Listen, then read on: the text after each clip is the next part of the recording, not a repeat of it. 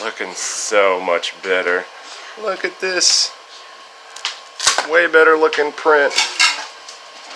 So proud of this. No fails. I don't know why those are different colored lines, like what's going on here. I mean, that's solid. It's printing better now than it was previously. I'm going to raise the heat a little bit, see if maybe that clears that up. Because what that might be is it's just getting too cool while it's laying it down. I don't know though. Looks good. I'll show you guys put together. We'll go ahead and finish this because I don't think it's going to be big enough. So I'm going to finish this print and I'm going to make these bigger. So that was 4. We're on 5.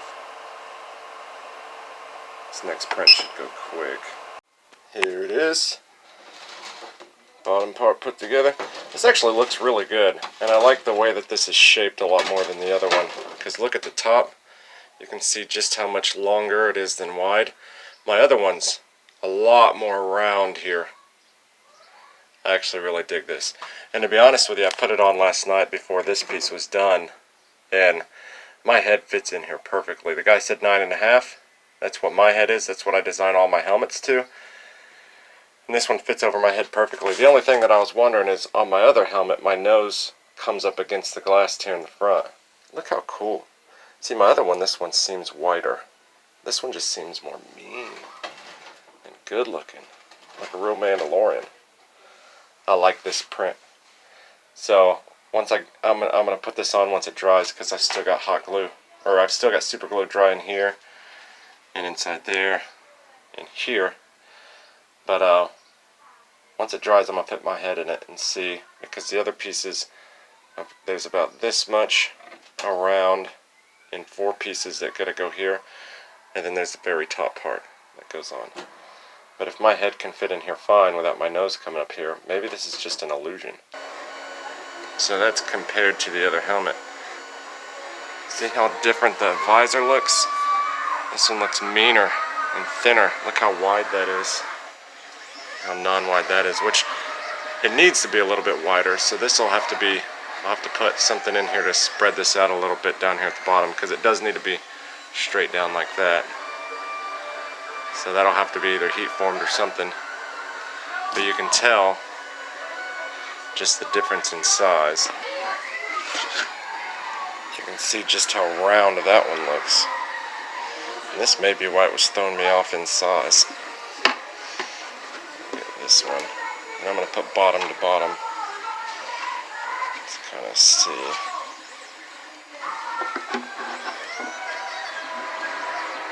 Yeah, that one actually extends more to the front. So this one should be perfect. It's a little bit thinner, you can see on the side how more in it goes. But in the front, it's longer. So I actually like the size of this a lot better. I dig it. I really do. I like it. See, this is actually better. My nose isn't sticking against the front. And if you widen this out, it's actually a way better helmet. Like way bigger forward-wise. So that's down the top. This may be good. I may print a secondary one. It's a little bit bigger. Kind of give them the option. It is a giveaway helmet. Maybe what I should do, if you watch this, tell me one thing, okay? If you watch this vlog, the giveaway winner, you know who you are. Leave a comment telling me what the distance from the back of your head to the front of your nose is. Because see, my nose is big. I've got a pretty big schnoz. So that's why mine goes against stuff. But you may have a small nose, and this may be the perfect size for you. So, but other than that, I've got a 9.5 from side to side, front to back, same. Well, no, 9.5 front to back, and I think it's 9 side to side. And this fits me perfectly. So I was going through Thingiverse because I wanted to get the link for this, so whenever I post a video and stuff, or I can provide it in these videos, I couldn't find it. And I'm pretty sure that it's this one by the Broken Nerd. This isn't the one that I did before. It wasn't the Broken Nerds that I did prior. It was somebody else's, and you guys can go in that video and check out the link. This is completely different, and it has the front design perfectly like it should. But the main tell for me is this image right here. You guys can see how it's all put together without the ears, and the ears come on separately. Well, the reason why I was going in here, number one, to get the link, but number two, I realized that in the files that I had, it didn't have the earpieces. Like, it's just this helmet part with this part missing, just like this. And somebody had cut it down to size to fit Creality Ender 3. And another thing that's really cool that they did, and I really appreciate it, is where they slice it, they put these little pinholes so you can put they're just big enough to where you can slip little pieces of filament into it, like as pins. And then when you glue it, it gives it a little bit of extra strength. And so it's really cool what they did, and I'd like to give the person a shout out, but I also like to give the original designer a shout out as well. And I'm pretty sure that this helmet is the Broken Nerd's helmet. It's this exact one. So these ears should go with it here. And so I went ahead and downloaded this. This is the helmet. If you guys go back to that other review of the first Mandalorian helmet that I did, I show the back of it, and this part's different. And I looked at all the other Mandalorian helmets that are available on Thingiverse in my mini factory and looked at the back here, and I realized something major, that this helmet here by the Broken Nerd and the helmet that I'm printing it currently at the moment have the same exact back to it. None of the other ones have that, because this part right here, this design, see how far it sticks out? All the other ones don't stick out, and they're not that big. But this one's more accurate. The Broken Nerd did a fantastic job with this file, and he made a very, very accurate helmet. And I'm glad that it's this one that I'm printing. I'm looking through this, and it's exact. Like, this line right here is where the other person cut it. Perfectly on the line. And then perfectly down the middle here. I mean, I'd like to know both of them. I'd like to a link to both of them so I can get them both a shout out. Because I think when you've got a smaller printer like the Ender 3 or the Anycubic i3 Mega or something like that, you have to cut these down. And a lot of people provide the full helmet like this, which is a plus. You should learn how to chop these up yourself, because then you could take the full helmet like this, size it perfectly, and that's what I'll be doing. You can size it perfectly and then get it exactly how you want it, and then cut it from there, plain cut it from there to fit your smaller bed. But I do like how the other person put the little pinholes in it to make it a little bit stronger. That's just a tiny little bit of extra work that really, really helps out.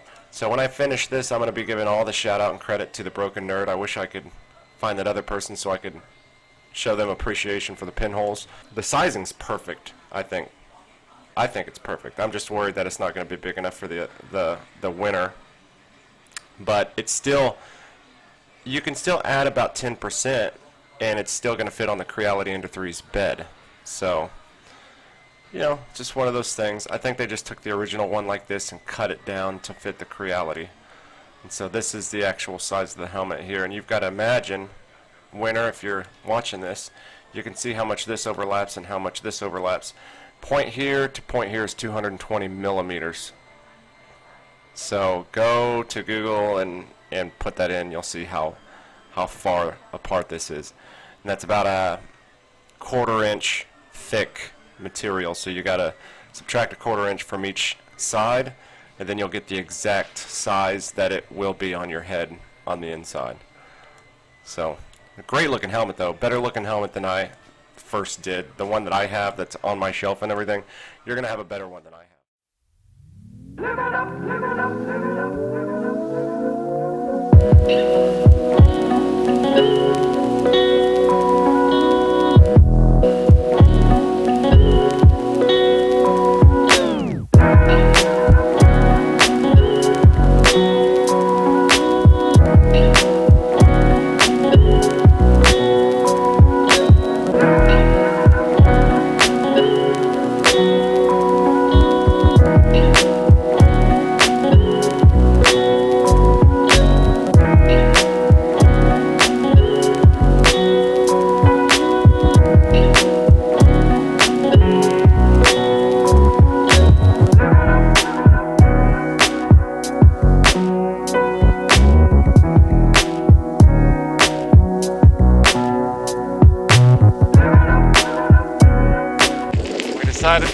riding and exploring, riding our bike. I bet a lot of people in Arc City haven't even seen this road. It's right over by the tracks, like an alleyway, an old road.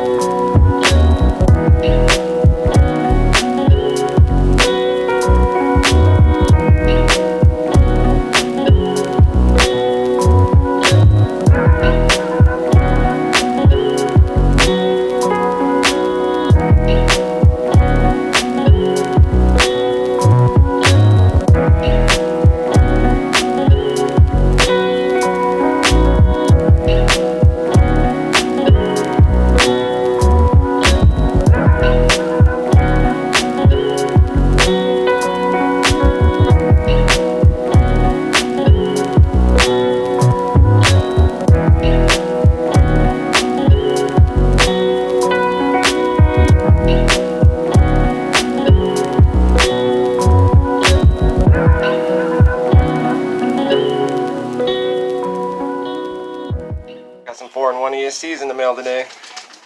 I think these are going to go to Andre. I think he wants them, or wants it, because I ordered this because I thought I fried my ESCs when I fried that Rotor Riot board. And so I went ahead and ordered this and the other flight control board, like right off the bat. And then it turns out I didn't actually fry my ESCs. I told Andre he could have them if he just wanted to straight up pay for them. The price they were. He said, "Yep, I'll take them." So if he still wants them, then they go to him.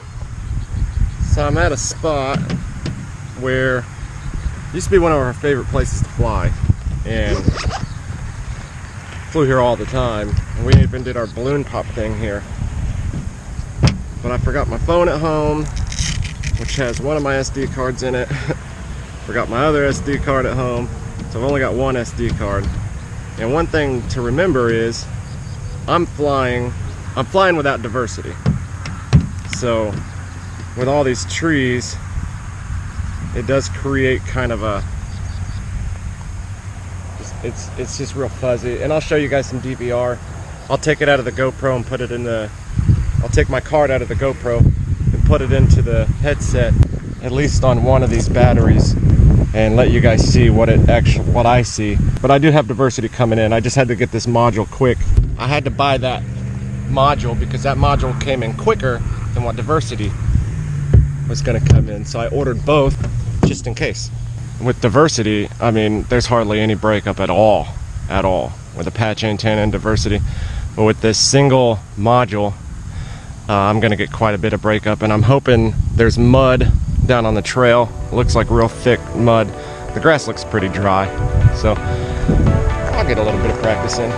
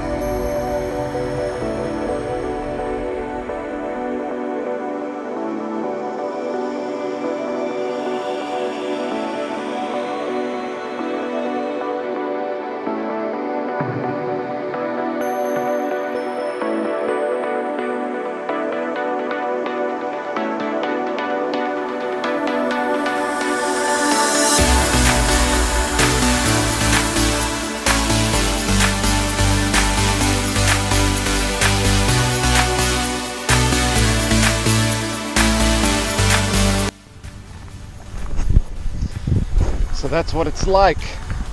And that's even, I was standing over here. I'm gonna get a little bit closer because I think it'll be a lot better if I'm standing like right here.